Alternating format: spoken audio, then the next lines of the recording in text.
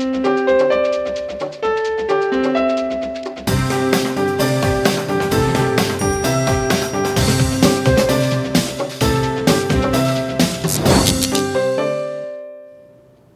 And welcome to ज़रा हट के। मुबश्शिर ज़ैदी, ज़रार खोड़ो और वसतुल्लाह खान का सलाम कबूल कीजिए। अफ़गानिस्तान से अमरीकी फ़ौज का इनखला मुकम्मल हुआ। कल रात गए और जो आखिरी जहाज़ था और जो आखिरी फ़ौजी हैं उनके मेजर जनरल क्रिस डोनाह्यू, उनकी तस्वीर जो है वो हर जगह चल भी रही हैं और वो आखिरी फ़ौजी थे जो कि जहाज़ में चढ़े और वो आखिरी जो दस्ता था वो चला गया। क्रिस डोनाह्यू जो है ये मेजर जनरल हैं और इससे पहले इराक़ और शाम में भी खिदमत अंजाम दे चुके हैं, तो मुझे पूरा यकीन था कि उनको जो है ना भागने का सही का तजर्बा होगा कि उन्होंने कहा कि मैं निकलने वाला, यहाँ से कैसे निकलना है। भारत कहते कि उन्हें कुर्बानी का बकरा बनना पड़ा। हाँ, लेकिन देखें 3 जगह से शाम, हाँ अब वो अमेरिकन उसको मनहूस समझें या मुबारक समझें कि भाई जिंदा वापस आ रहा है। तो बेचारा रेस्क्यू मिशन के लिए गया था ना, 82nd एयरबॉर्न डिवीजन का वो है। इनको भेजा गया था जब काबुल एयरपोर्ट, काबुल पर तालिबान का कब्जा हुआ, तो ये हालांकि प्रोड्यूसर साहब के पास उसकी तस्वीर है लेकिन उन्होंने उसे राज की तरह रखा है अपने पास। नाइट विजन दिखाना नहीं भाई। हाँ, तो ये इनखला मुकम्मल हुआ तो जाहिर है अब दोबारा बात ये हो रही है कि अफगान तालिबान की जो हुकूमत है वो कब आएगी, तो उस बारे में जो ज़बीउल्लाह मुजाहिद हैं उनके तर्जुमान, उन्होंने कहा है कि अब चंद ही रोज़ में ऐलान हो जाएगा। जो वो उनके अमीर हैं मुल्ला हैबतुल्लाह, उन्होंने जो है इस बात की मंजूरी भी दे दी है। मगर ये जिस तरह से इनखला हुआ है, बहुत से लोगों ने इसको जो 15 फरवरी 1989 में रूस का इनखला हुआ था उसके साथ मिला करके देखा है और उन्होंने कहा जिस तरह रूस यहाँ से बड़ा बेआबरू होकर निकला, कमोबेश उसी तरह अमेरिका भी वहाँ से निकल गया। जाहिर है अमेरिकी जो सदर हैं, लेकिन आज जो तस्वीरें चली है ना उसमें थोड़ा सा फ़र्क है। वो उस पर कैप्शन मैंने एक जगह पढ़ा कि जनरल बोरिस ग्रामोफ जो रूसी चीफ थे अफगान मिशन के, वो गुलदस्ता के साथ वो उनकी तस्वीर है कि जब वो आखिरी दिन जा रहे हैं और अपने जो भाई अमेरिकी मेजर जनरल हैं वो अंधेरे में जो है नाइट विजन की ये तस्वीर है, बिल्कुल उसके साथ वो जा रहे हैं। लेकिन जाहिर है कि इनका तो बेचारों का कसूर नहीं होता, वो तो कॉल ऑफ ड्यूटी है, हम क्या करें। और दूसरी बात है इनके पास तो रोड था ना। हाँ, इनको तो आखिरकार मतलब इनके पास जहाज रात के तो बाकायदा मार्च पास करते जैसे आए थे तो मार्च पास करते वैसे ही रूसी जो है वो वापस गए, लेकिन अमेरिका क्योंकि दूर था और वो जिस तरह आए थे उसी तरह उन्हें जहाज पे जाना था। बिल्कुल जाहिर। तो अब दोबारा बात हो रही है अब हुकूमत कैसी होगी, मगर उससे भी बढ़ के बात हो रही है कि अब जाहिर है काबुल एयरपोर्ट का जो कंट्रोल है वो तो तालिबान ने संभाल लिया है, मगर क्या काबुल में कोई फ़िलहाल ना उनके पास एयर ट्रैफिक कंट्रोल का कोई सिस्टम है, ना ही कोई जो अब परवाज़ें भाई साहब इस वक्त हालत है ना, वो जो मैं अल जज़ीरा की वेबसाइट देख रहा था, आपने सही दुरुस्त फरमाया, एयर ट्रैफिक कंट्रोल काम नहीं कर रहा। जो हॉल्स हैं उनमें टूटी हुई खिड़कियाँ, कुर्सियाँ और ATM मशीनें जो हैं नाकारा वो बिखरी हुई हैं। टर्मिनल बिल्डिंग में मुसलमानों के मुसाफिरों के इस्तेमाल का जो कचरा था, ज़ाहिर है हज़ारों लोग वहाँ से गुजरे, वो अभी तक है। और फिर यह है कि एयरपोर्ट पे जो CRAM मिसाइल सिस्टम था वो अमेरिकियों ने ज़ाहिर है जाने से पहले ख़त्म कर दिया। 70 बारूदी सुरंगों से महफूज करने वाली गाड़ियाँ थीं वो नाकारा कर दी। 27 हमवीज थी, 73 जहाज़ और हेलीकॉप्टर थे वो नाकारा कर दिए। लेकिन आग बुझाने वाले ट्रक और जो दूसरे हैं लोडर्स वो उन्होंने छोड़ दिए, इसलिए कि वो अच्छा। एक इंटरेस्टिंग बात ये है कि बहुत जो डिबेट हो रही है और जो आर्ग्यूमेंट हो रही है, मुझे लग रहा है कि ऐसा लोग ये सवाल पूछ रहे हैं कि यार देखो एयरपोर्ट कब चलेगा, नहीं पूरे हफ्ता 10 दिन हो गया है और अभी तक आपने पूरी फंक्शनल गवर्नमेंट कैसे नहीं बनाई यार, आपने सिविल सर्विस क्यों नहीं बनाई, आपने 5G क्यों नहीं फराहम किया पूरी आबादी को। हम जाहिर है इन चीज़ों में थोड़ा वक्त लगता है। एयरपोर्ट के बारे में भी है कि अब कैसे चलेगा, इसलिए कि वहाँ टेक्निकल अमला जो है वो उसका मसला है। लेकिन सुना, लेकिन एक हफ्ता एक महीने पहले ये भी बात हो रही थी कि कैसे कब्जा करेंगे काबुल पर। तुर्की और कतर जो हैं उन्होंने कहा है कि हम आपको टेक्निकल सपोर्ट दे सकते हैं जी। अच्छा, ये तो सामान वो जो उन्होंने नाकारा कर दिया। ये भी कहा गया है कि बहुत सा ऑलरेडी जो अफगान आर्मी से छीन लिया था तालिबान ने, जिसमें 33 ब्लैक हॉक हेलीकॉप्टर भी शामिल हैं, और नाइट विजन गॉगल्स और गन्स तो आपने देख लिए हैं कि वो तो बेतहाशा हैं।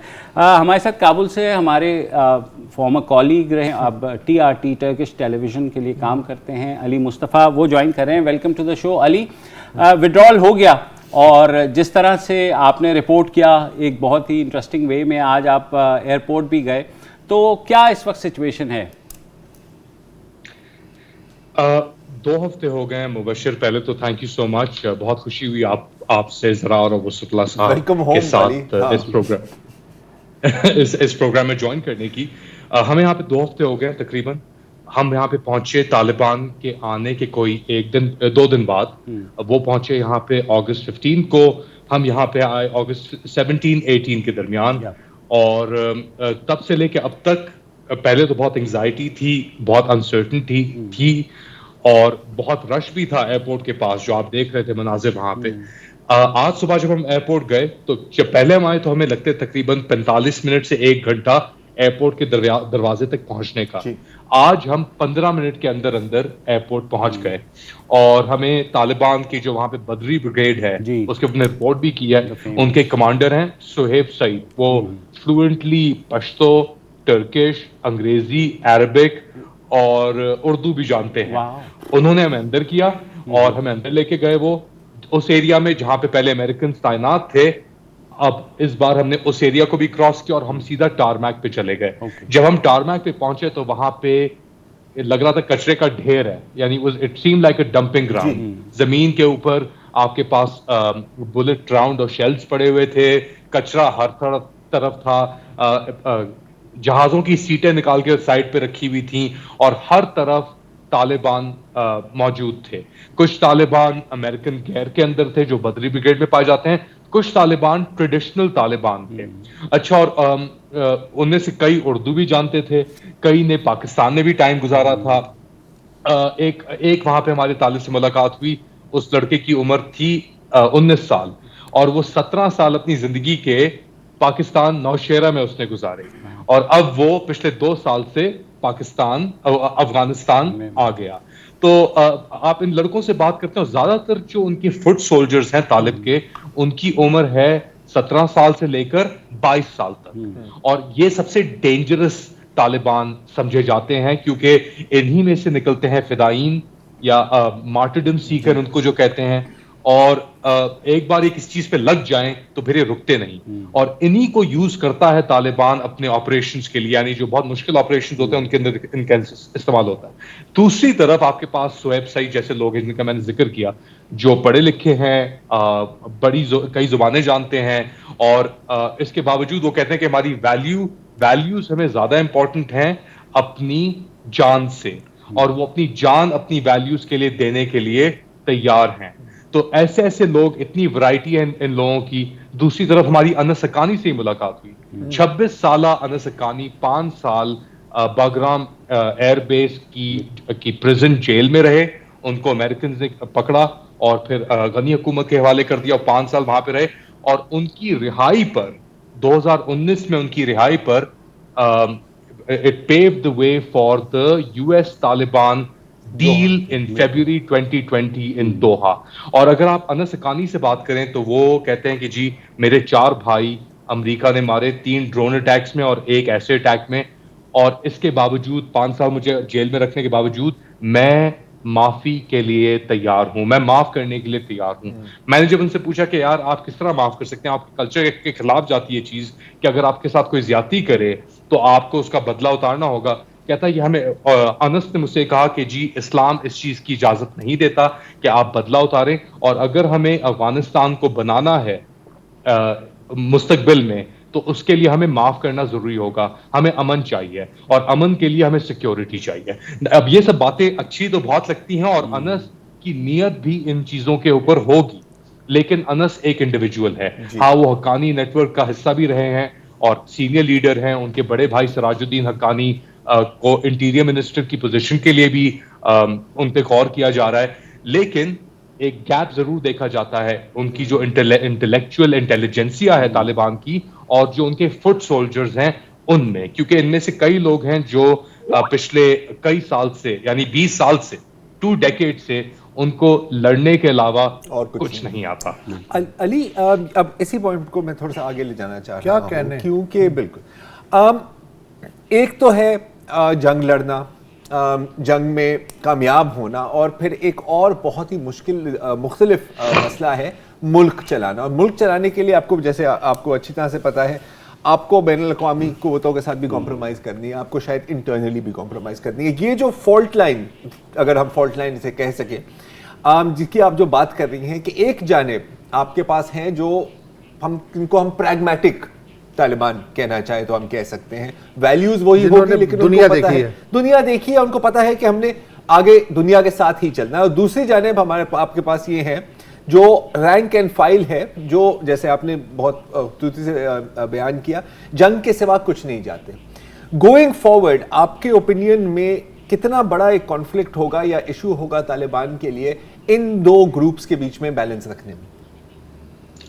बहुत बड़ा इश्यू हो सकता है, स्पेशली अगर आप देखें कि अभी जो तालिबान के जो मसल आ रहा है वो कहां से आ रहा है, वो आ रहा है हक्कानी नेटवर्क से, वो आ रहा है वजीरिस्तान से। लेकिन तालिबान ओरिजिनली ओरिजिनेट कहां से हुई थी? वो हुई थी कंदहार से, वो हुई थी नंगरहार से।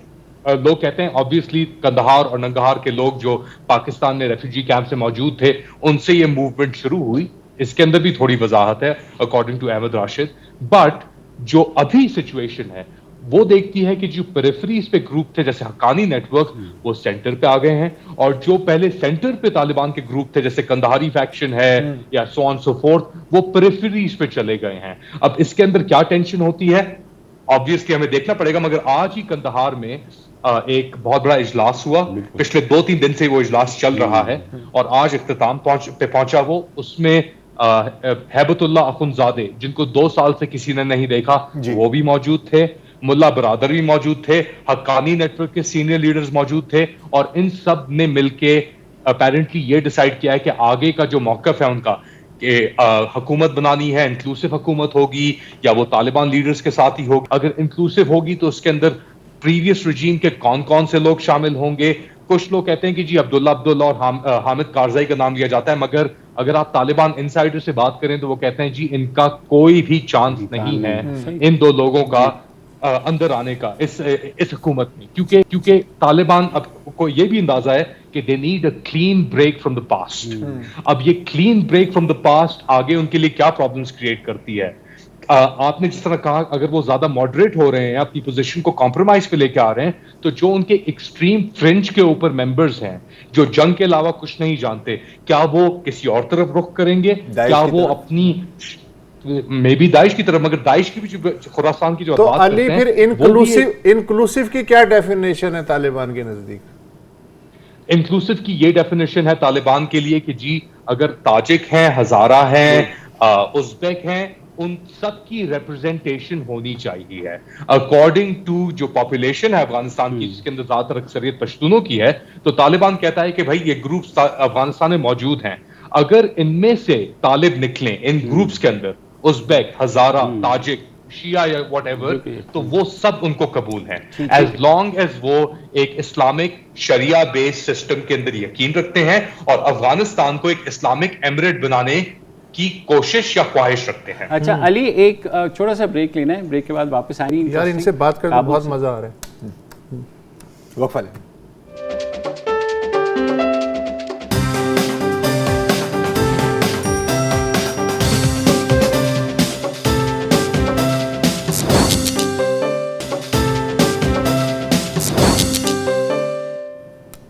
Welcome back. हम बात कर रहे हैं अफ़गानिस्तान की उस सूरत हाल पर जो अमरीकी अफवाज के इनखला के बाद सामने अब आ रही है। हमारे साथ अली मुस्तफ़ा काबुल से मौजूद हैं। अली, एक जो बहुत बड़ा कंसर्न है, शायद वहाँ बैठ के आप ज़्यादा महसूस करें, जो आवाम है वहाँ पर, वहाँ बैंक्स जो हैं वो 17 दिन से बंद हैं, ATMs नहीं चल रहे हैं, तो अभी बाज़ारों में क्या सूरत हाल है? लोगों की तरफ से जो या तालिबान की तरफ से कोई ऐसी अरेंजमेंट की गई है कि लोगों तक कम से कम खुराक और दूसरी अद्वियात इस तरह की चीजें पहुंचाएं? फिलहाल नहीं। सिचुएशन ग्राउंड पे बहुत बुरी है। जो आपके इंटेलिजेंसिया प्रोफेशनल्स, एजुकेटेड क्लासेस थी, उनमें से 1,20,000 या 1,23,000 लोग एयरलिफ्ट हो चुके हैं, इवैक्यूएट हो चुके हैं। इसके साथ साथ अपना ये सिर्फ लोग नहीं जा रहे, इनके साथ साथ कैश फ्लाइट भी हुई है। इस कैश फ्लाइट को स्टेम करने के लिए, रोकने के लिए तालिबान ने मॉनेटरी मेजर्स इंट्रोड्यूस कराए हैं यहाँ पे, और उनमें से एक मेजर ये है कि आप 20,000 अफगानी से ज्यादा पैसे एक वक्त पे नहीं निकाल सकते। अब ज्यादातर लोगों के पास 20,000 अफगानी से ज्यादा नहीं है, मगर बिजनेसेस जो चल रही हैं उनके ऊपर बहुत असर पड़ा है। वो अपने एम्प्लॉयज को पैसे नहीं दे सकते, वो अपने प्रोडक्ट्स नहीं ले सकते फॉर एग्जांपल, तो वो फंस गए सिचुएशन। सप्लाई चेन जो लोग यहाँ पे मौजूद भी हैं, वो ये भी कहते हैं कि हमें अपने पैसे निकालेंगे, जैसे ही मौका मिलेगा हम बॉर्डर की तरफ जाएंगे, या हम ताजिकिस्तान जा रहे हैं। तो ये एक बहुत अनसर्टन सिचुएशन है एक तरफ। दूसरी तरफ आपको इस बात का भी अंदाजा होना चाहिए कि अपना मेजॉरिटी ऑफ जो अफगानिस्तान की पॉपुलेशन है वो रूरल एरियाज में रहती है अभी भी, और वहां पे तालिबान की जो स्विफ्ट स्पीड यानी जो स्प्रेड हुआ उनका, वो लड़ाई के बगैर हुआ ज्यादातर प्रोविंसेस में, क्योंकि वो लोकल पॉपुलेशंस को इन एरियाज में कन्विंस कर सके कि आप हमारे साथ आएं, कि जो एग्जिस्टिंग सिस्टम है, जो एग्जिस्टिंग एलीट्स हैं, वो एक्सट्रीमली करप्ट हैं, वो सेल्फ सर्विंग है। और उन्होंने जो ये 1 ट्रिलियन का फिगर था, 1 ट्रिलियन का फिगर जो अमेरिका ने इस मुल्क के अंदर डाला, उसका एग्जाम्पल किया कि $1 ट्रिलियन इस मुल्क के अंदर आया, क्या तब्दील हुआ इस मुल्क के अंदर? कुछ भी नहीं हुआ तब्दील। तो तालिबान ने उस चीज को बुनियाद बना के, करप्शन को, इमोरालिटी को, जो रूरल पॉपुलेशन है उसको कन्विंस किया पहले, और फिर अपनी मूवमेंट को बढ़ाया without fighting in most places including Kabul, जहां पे एक गोली भी नहीं चली और अशरफ गनी की गवर्नमेंट गायब हो गई। हैविंग सेड दैट, अगर आप मैं ऑफिशियली तो नहीं कहूंगा, मगर आप सीनियर तालिबान लीडर से अगर बात करें तो वो कहते हैं कि जी हमारा जो मौकफ है, हमारी जो आइडियोलॉजी है, वो एक्सट्रीमिस्ट नहीं है उस तरीके से जिस तरीके से दाइश खोरासान की है। और वो बुनियाद जब डिस्क्राइब करते हैं, कहते हैं कि जी हम बुनियादी तौर पे हनफी और दियोबंदी अपने आप को करीब मानते हैं, सलफी और दियोबंदी अपने आप को इस सिचुएशन में करीब नहीं मानते। और अगर दाइश खोरासान जैसे ग्रुप्स ऊपर आते हैं तो वो शायद और इस पोजीशन को क्लियरली डिफाइन करें। I don't know why I mentioned that with the situation on the ground और people के लोगों के सेंटिमेंट, मगर काबुल से अगर आप बाहर निकले तो लोगों के सेंटिमेंट्स भी चेंज होते हैं इस चीज के ऊपर। अली, जो इस वक्त ये खाने पीने की दुकानें खुली हुई हैं, वहाँ आपने नोटिस किया? वहाँ बिल्कुल खुली हुई हैं, रेस्टोरेंट्स भी खुले हुए हैं। औरतें इतनी नजर नहीं आती रेस्टोरेंट्स में। अब यहाँ पे एक रेस्टोरेंट है बर्ग करके रेस्टोरेंट, हम कुछ दिन पहले मैं और मेरा कैमरामैन आमिद अलगुवर्जन टर्किश है उधर गए, तो हम बैठे थे और सामने कोई 10 तालिब बैठे हुए थे यंग किस्म के, और उन्होंने अपना कैमोफ्लाज जैकेट्स पहनी हुई थी और लंबे बाल थे उनके। वो किसी स्पेशल ब्रिगेड का वो हिस्सा नहीं थे, गन्स उनके पास थी, और उन्होंने वेटर से कहा कि हमारी तस्वीर खींचो। तो अब जो आप तालिबान देखते हैं, उनके हाथों में बंदूकें हैं एक हाथ में और सेलफोन है दूसरे हाथ में, और ये एक बहुत बड़ी तब्दीली आई है कंपेयर टू 1996 या 2001 जब सेलफोन का तस्वर नहीं था। इसका कहने का ये मतलब है कि क्योंकि उनके हाथ में इतनी टेक्नोलॉजी मौजूद है, उनके हाथ में एक्सेस है, उनके पास सोशल मीडिया एक्सेस है, वो उनके पास ऐसे ऐसे अकाउंट्स हैं, वो खबरें ही ब्रेक कर रहे हैं, अपना प्रोपेगेंडा भी चला रहे हैं, पीआर भी चल रही है। तो बड़े लेवल्स के ऊपर तालिबान की जो नई आप नस्ल कह लें उसको एक तरीके से, बहुत इवॉल्व हुई है because of this. TV screen पे कोई तब्दीली आई विजिबल? शुरू में तो जाहिर है वो खवातीन एंकर को भी इंटरव्यू दे रहे थे, अभी भी वही सूरत हाल है, टीवी स्क्रीन वैसी है। टोलो न्यूज के ऊपर अभी भी खवातीन एंकर्स मौजूद हैं यहाँ पे और इंटरैक्ट कर रही हैं, लेकिन there is a bigger question here. औरतों की पोजीशन इस सोसाइटी में, अफगानिस्तान में, तालिबान के अंडर या अशरफ गनी के under, on the face of it अगर आप बात करें, आप ट्विटर के ऊपर फॉलो करें तो बहुत सारी फेमिनिस्ट या खवातीन जो अपने आप को डिफाइन करती हैं, वो कह रही हैं कि जी अब तो तबाही हो गई, ये सब कुछ खत्म हो गया है, जो भी हमने काम किया था पिछले 20 साल के अंदर वो रद्द हो चुका है। शायद उनकी इस बात में कुछ वजाहत हो, लेकिन अगर आप तालिबान से बात करें तो वो फीमेल एंकर्स के साथ भी इंटरव्यूज दे रहे हैं, वो जो बाहर से कॉरेस्पॉन्डेंट्स आई हैं, लीज टू सेट हो गई, अल जजीरा के कुछ लोग हैं, उनके साथ भी बात कर रहे हैं। तो उनका जो आउटलुक है खवातीन के हवाले से या इन वैल्यूज के हवाले से शायद इतना चेंज ना हुआ हो, लेकिन अब उनको अंदाजा भी हो गया कि उनको कॉम्प्रोमाइज करना होगा अगर उन्हें दुनिया की सपोर्ट चाहिए। दूसरा ये मुझे बताइए, तालिबान ने ये भी कहा था कि गवर्नमेंट ऑफिसेज में वापस आ जाएं, ख़ुसूसन जो महकमा सेहत है और वहाँ खास ख़वातीन और एजुकेशन के हवाले से, वहाँ पर आपने देखा? नहीं, अभी तक फिलहाल एज सच कोई मूवमेंट नहीं हुई इस एमनेस्टी के ऊपर। तालिबान डेस्परेट हैं, हमसे भी कहते हैं डेस्परेट हैं कि वो लोग वापस आएं और अपनी जो उनकी पुरानी नौकरियां थी हुकूमत में उनको लें, पुलिसिंग के अंदर, ट्रैफिक पुलिसिंग के अंदर, एजुकेशन मिनिस्ट्री के अंदर, एनी मिनिस्ट्री। और वो इनको इनका अंदाजा है कि because most of the men have left, they need the women to come and start working here. But क्योंकि इतना खौफ है और इतनी अनसर्टेनिटी है, लोग हमेशा तालिबान के बारे में सोचते हैं, वो लंबे बालों के बारे में सोचते हैं, सुरमे आंखों में सुरमों के बारे में सोचते हैं, बंदूकों के बारे में सोचते हैं। तो वो जो परसेप्शन है उसको शेक ऑफ अभी तक नहीं कर पाया तालिबान, मगर वो कोशिश जरूर कर रहे हैं। ठीक है, बहुत बहुत शुक्रिया अली फॉर एनालिसिस। एक वक्फा लेते हैं और फिर हम आएंगे पाक अफगान बॉर्डर पर क्या सिचुएशन है उस पर नजर डालते हैं।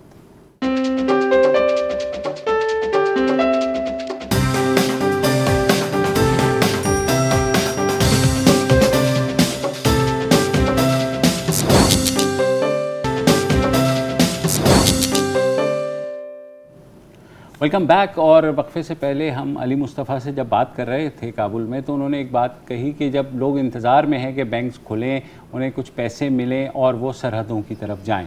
ज़ाहिर है उस साइड पे सेंट्रल एशियन स्टेट्स हैं वहाँ, और पाकिस्तान नेक्स्ट डोर नेबर है। दो जो पाकिस्तान के बड़ी सरहदी गुजरगाहें हैं, एक तोरखम और दूसरा चमन। तोरखम पे सिर्फ तिजारती अभी तक जो है राहगुजर के तौर पे इस्तेमाल हो रही है। वहाँ से लोग बहुत कम तादाद में, सिर्फ वही पाकिस्तानी जो वहाँ थे वो वापस आए। मगर चमन जो है वहाँ पर नोटिस किया गया कि गुज़िश्ता चंद दिनों में जो लोगों की आमदोरफ्त है वो 4 गुना बढ़ गई है। कौन हैं वो लोग? हमारे साबका कॉलीग अली शाह जो कि बहुत सीनियर जर्नलिस्ट हैं बरूच से, वो गए चमन और वहाँ का हाल फिर हम उन्हीं से सुनते हैं। अली शाह बताइए, चमन बॉर्डर के ऊपर क्या सूरत हाल? देखिए, मेरे ख्याल में 14 जुलाई को जब तालिबान ने स्पिन बोल्दा का रुवेश मंडी का कंट्रोल संभाल लिया, उसके बाद जाहिर है स्पिन बोल्दा का रुवेश मंडी में तालिबान की गवर्नमेंट थी, काबुल में अशरफ गनी की गवर्नमेंट थी। पाकिस्तान ने पाक अफगान सरहद चमन जो है वो बंद कर दिया। कुछ दिनों तक ये सरहद बंद रहा। बाद में फिर पाकिस्तान ये एग्री किया कि 2-3 घंटे के लिए सरहद खोलेंगे, क्योंकि आपको पता है कि जो जनूब गर्ब अफगानिस्तान है, जहां पर 20 साल बदतरीन यहाँ पर दहशतगर्दी के वाकयात रहे, इंसर्जेंसी रही, इन इलाकों के जो लोग हैं अफगानिस्तान के, ये इलाज मुआवजे की गरज से क्वेटा शहर आते हैं। क्वेटा शहर के जितने भी निजी अस्पताल है वो यहाँ पर आपको तमाम जो अफगान रिफ्यूजीज है पेशेंट्स, वो यहाँ पर आपको मिलेंगे। तो कुछ अरसे तक ये सिलसिला था। बाद में जब तालिबान वहां पर गए, काबुल गए, फिर मैंने चूंकि वहां पर खुद विजिट किया पाक अफगान सरहद चमन, उस वक्त मैंने देखा बहुत ज्यादा रश था। वो काम का कहना था कि 3-4 गुना जो लोग हैं वो बढ़ गए हैं। मैंने वहां पर देखा कि खासकर शमाली अफगानिस्तान या हजारा ब्रदरी के जो लोग थे वो भी आ रहे थे। लेकिन ये भी थोड़ा सा आपको बता दूं, खासकर इंटरेस्टिंगली जो ट्रेड का वॉल्यूम है उसमें भी बड़ा इजाफा हुआ। अब माजी में अगर देखा जाए तो काबुल, जलालाबाद या जो दीगर इलाके थे शमाल, ये काफी अमन, वहां पर अमन था। लेकिन अफगानिस्तान के जो जनूब गर्ब के इलाके हैं, हेलमंद है, जाबल है, फरा है, निमरोज है, कंदहार है, यहाँ पर बहुत सख्त इंसर्जेंसी थी। तालिबान ने बहुत टफ टाइम दिया था अमेरिकन को और जो इत्तेहादी अफवाज थे। लेकिन तालिबान के आने के बाद मैं आपको बता सकता हूँ, वहां पर जो ताजिर थे या आम लोग थे, उनसे मैंने बात की। इन इलाकों में अब अमन है। अमन के नतीजे में ये हुआ कि जो ट्रेड वॉल्यूम है पाकिस्तान और अफगानिस्तान के दरमियान, उसमें काफी इजाफा हुआ। वहां पर जो लोग थे, मैंने बॉर्डर में उनसे बात की, उनका कहना था कि पहले अगर 100 ट्रक्स फ्रूट्स के, वेजिटेबल्स के या ड्राई फ्रूट के ये पाकिस्तान में अफगानिस्तान से इंटर हो रहे थे, तो अभी ये 300-400 ट्रक्स है। इसी तरह पाकिस्तान से भी बहुत बड़ी तादाद में जो लोग हैं वो भी अफगानिस्तान में इंटर हो रहे थे। लेकिन ये मैंने देखा जरूर, ये फिर थोड़ा सा मैं आपको अपडेट करूं कि 4-5 रोज तक तो रश का सिलसिला जारी रहा। लेकिन आज जब आपसे बात कर रहा हूं आज मैंने चेक किया, कल भी मैंने चेक किया था, अब तादाद में कमी आई है। उसकी वजह यह है कि पाकिस्तान ने अब ये कहा है कि जिन लोगों के पास स्पिन बोलदक वेश मंडी, जो बॉर्डरिंग इलाके हैं पाकिस्तान के साथ अफगानिस्तान के, उन इलाकों के लोग जो है वो तस्करा दिखा के पाकिस्तान में इंटर हो सकते हैं। इसी तरह चमन जो बॉर्डरिंग डिस्ट्रिक्ट है अफगानिस्तान के साथ पाकिस्तान का, चमन के लोग शनाख्ती कार्ड दिखा के वो अफगानिस्तान में इंटर हो सकते हैं। बाकी जो अफगानिस्तान के इलाके हैं वहां के लोग जो है वो वीजे या पासपोर्ट के बगैर नहीं आ सकते। अच्छा अली, ये अब ज़ाहिर हमने देखा है कि माजी में जब भी किसी भी वजह के से बॉर्डर बंद होता है, ट्रेड बंद होती है, तो बहुत लोग मुतासर होते हैं। हमने मुजाहरे भी देखे हैं और कुछ कहीं कहीं तो फायरिंग भी हुई थी, मुझे याद है। इस वक्त मूड क्या है? मैं उन लोगों की बात कर रहा हूँ जिनका पूरा कारोबार ही क्रॉस बॉर्डर ट्रेड पर वाबस्ता है। जो बिजनेस कम्युनिटी है क्रॉस बॉर्डर ट्रेड जो इंगेज करती हैं, उनमें क्या ख्यालात हैं कि आने वाले दिनों में कि वो क्या देखेंगे? देखिए, मैंने जरा ये चीज मैंने नोट किया कि वहां के ताजिर हैं या यहाँ के ताजिर हैं, जो बिजनेस कम्युनिटी है ये खुश है। इनसे मैंने बात की है। उसकी वजह ये है कि एक तो तालिबान ने जो टैक्सेस है उनमें कमी की है। मिसाल के तौर पर ये जो नॉन कस्टम पेड गाड़ियां हैं, पहले अगर 10 लाख अफगानीज या 5 लाख अफगानीज वो चार्ज कर रहे थे जो साबिका अफगान गवर्नमेंट के एहलकार थे, वो अभी उन्होंने 50% उसमें रिडक्शन की है। इसी तरह तमाम जो गुड्स है उस पर तालिबान के जो कंदहार के गवर्नर है हाजी वफा, ये उनके भी ऑर्डर है। उन्होंने एक ऑर्डर जारी किया है कि जितनी भी ताजर है उनको फैसिलिटेट किया जाए। तो ट्रेड के एतबार से ये मैं आपको बता सकता हूँ कि ट्रेड में इजाफा भी हुआ है। और साथ ही देखें ना, माजी में हमने देखा कि काबुल में यहाँ पर जाबल है, याफरा है, निमरोज है, हेलमंद है, लश्करगाह है, कंदहार है, कलात है, शाजुई है, ये जितने भी जनूब गर्ब अफगानिस्तान के इलाके हैं, यहाँ पर बदतरीन इंसर्जेंसी थी। लोग घरों से नहीं निकल सकते थे, बाजारों में नहीं आ सकते। अब यहाँ है तो वो शमाल की तरफ है, पंजशेर की तरफ है। काबुल में भी देखा आपने, और काबुल एयरपोर्ट के मनाजिर पे आपने देखे, यहाँ पर कंप्लीट तालिबान का होल्ड है। उसके नतीजे में ये है कि मूवमेंट जो है वो बड़ा स्मूथ है। थोड़ा सा ये भी बता दूं कि तालिबान ने 2 हफ्ते तक जो सरहद है वो बंद रखा। तालिबान ये डिमांड कर रहे थे कि जिस तरह चूंकि तालिबान ने जब कंट्रोल संभाला तो उसके बाद पाकिस्तानी हुकाम 2-3 घंटे के लिए सरहद खोलते थे। फिर तालिबान के साथ उनका ये शर्त सामने आया कि जो पहले कंडीशंस थे, जो पहले शराइत थे, उनको आप बहाल किया जाए। तो इसके दरमियान कोई 2 हफ्ते तक बॉर्डर जो है वो मुकम्मल तौर पर बंद रहा। 13 अगस्त को फिर पाकिस्तानी और अफगान तालिबान के जो हुकाम थे उनके दरमियान कामयाब मुज़ाकरात हुए। उसके नतीजे में फिर दोबारा ट्रेड है या जो लोगों की आमदोरफ्त है वो उसका सिलसिला बहाल हुआ। आपको बताया कि खास अलीशा एक छोटा सा हमने वक्फा लेना है। अलीशा यहाँ वक्फा, हम वक्फे के बाद आपसे बातचीत जारी रखते हैं।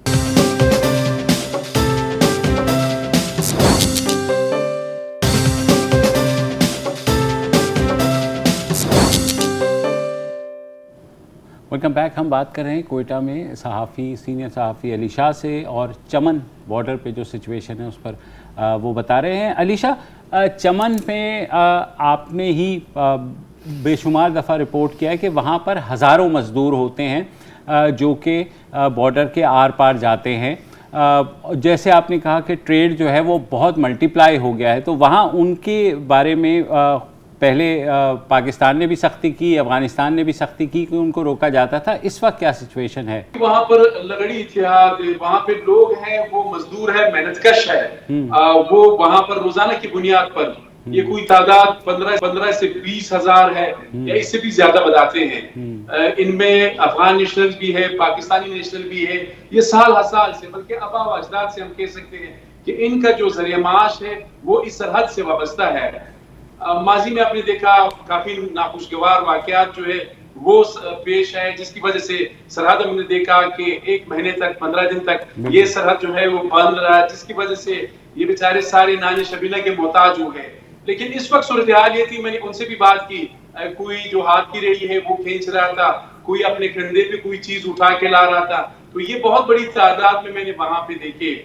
इसी तरह मैंने देखा, आपको पता है, खासकर जो जनूब गर्ब अफगानिस्तान जिन इलाकों का मैंने पहले आपसे जिक्र किया, इन तमाम इलाकों का अशिया खुर्दनोश के एतबार से कराची पर और पाकिस्तान की जो मार्केट्स है उन पर ही दारोमदार है। यहाँ से चीनी है, घी है, खाने पीने की जो चीजें हैं वो पाकिस्तान से अफगानिस्तान जाती है। इसी तरह जो अफगान ट्रांजिट ट्रेड है ये भी पोर्ट कासिम से इनके जो ट्रक्स है वो आते हैं कंधार तक जाते हैं, जुनूब गर्ब अफगानिस्तान के जो मुख्तलिफ इलाके हैं वहां तक जाते हैं। इसी तरह जो खासकर फ्रेश फ्रूट है वो उसके लिए पाकिस्तान के जो मार्केट्स है they are the best place. इसी तरह ड्राई फ्रूट्स है या वेजिटेबल्स है, ये चीजें फिर अफगानिस्तान से पाकिस्तान में आती है। तो माजी में हमने देखा, आपको पता है कि काफी नाखुशगवार वाकयात जो है वो रुनमा हुए। बलूचिस्तान का अफगानिस्तान के साथ 1200 किलोमीटर तवील सरहद है, दहशतगर्दी के वाकयात जो है वो भी पेश आते रहे हैं। लेकिन इस वक्त हम ये देख रहे हैं कि जिस तरह माजी में शमाली इलाके जो अफगानिस्तान के थे वो काफी पुरअमन थे, वहां पर एक लाइफ चल रही थी। इस वक्त हम ये देख रहे हैं कि अफगानिस्तान के जो जनूब गर्ब है यहाँ पर लिविंग स्टैंडर्ड जिस तरह है, किस तरह फ्रीडम ऑफ स्पीच है, वो तो अफगानिस्तान में बैठ ही कोई बता सकता है। लेकिन इतना मैं बता दूं कि इन इलाकों में इस वक्त पीस है और खासकर पाक अफगान सरहद चमन जो है यहाँ पर ट्रेड वॉल्यूम में इजाफा हुआ है। जो आम लोग हैं वो यही कहते हैं कि कम से कम अब हमें कोई लूट नहीं सकता है, हमसे कोई पता भी नहीं ले रहा। जो टैक्सीज थे जिनका पहले भी मैंने आपसे जिक्र किया, टैक्सीज में भी नुमाया कमी आई है। तो लोग इस हवाले से, ट्रेड के हवाले से अगर देखा जाए तो ये खुश है। लेकिन दूसरी जानिब हम ये देख रहे हैं खासकर जो बोलदक के लोग हैं या चमन के लोग हैं, ये पाकिस्तानी शनाख्ती कार्ड और अफगानी तस्करा पर मोमेंट एक डिकेड्स और कई दहाइयों पुराना एक मुआहदा है, उसके तहत ये मूवमेंट कर सकते हैं। लेकिन काबुल, हिरात, जलालाबाद, मजार शरीफ और दीगर इलाकों के जो लोग हैं उनके पास पासपोर्ट या वीजा जो है वो लाजमी है, जिसकी वजह से अब मूवमेंट जो है इतना 6000-7000 की मूवमेंट है इस वक्त पाक अफगान सरहद चमन पर। ठीक है, बहुत बहुत शुक्रिया, आपने खासी तफसील बताया। तो ये सूरत हाल रही। हमने काबुल पर भी बात की और हमने जो गुजरगाह है देखो, उस बारे में पासपोर्ट की जहाँ तक बात है, अफगानिस्तान जैसे मुल्क में ज़्यादा से ज़्यादा कितने 5% भी बहुत, मैं बता रहा हूँ कि 5% पॉपुलेशन के पास भी अगर पासपोर्ट वगैरह हो, 95% ऐसा ही है। लेकिन जिनको ज़रूरत होगी उनके पास ही होगी। लेकिन सबसे अच्छी बात ये कि इस वक्त जो है किसी भी किस्म की बदअमनी नहीं है और वो जिस इन्फ्लक्स का हम एक्सपेक्ट कर रहे थे, जी बिल्कुल, वो नहीं है, वो अभी तक नहीं है। आज के लिए जी इतना ही। कल दोबारा हाजिर होते हैं। खुदा हाफिज़।